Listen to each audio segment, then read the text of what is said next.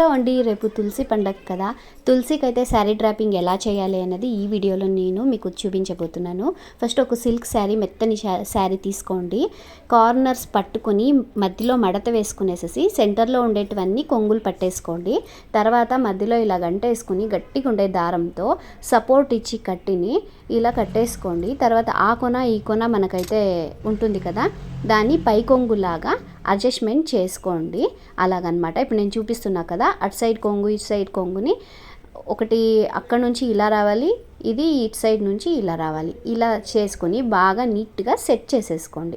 Set చేసేసుకున్న తర్వాత దీని అంటే అమ్మవారికి ఏవైతే అలంకరణ వస్తువులు ఉంటాయో అవన్నీ వేసి అలంకారం చేసేసి సెట్ చేసేసుకున్నారంటే, నేను తులసమ్మకి ముఖం కూడా పెడుతున్నానండి. తర్వాత వడ్డానము, మళ్ళీ తనకి అలంకారానికి ఏమేమి కావాలో అవన్నీ కూడా నేను సెట్ చేసేసాను అనమాట. సింపుల్గా తులసి పండుగ ఇలా మంచిగా చేసుకుంటే చాలా అందంగా అనిపిస్తుంది. రేపే తులసి పూజ.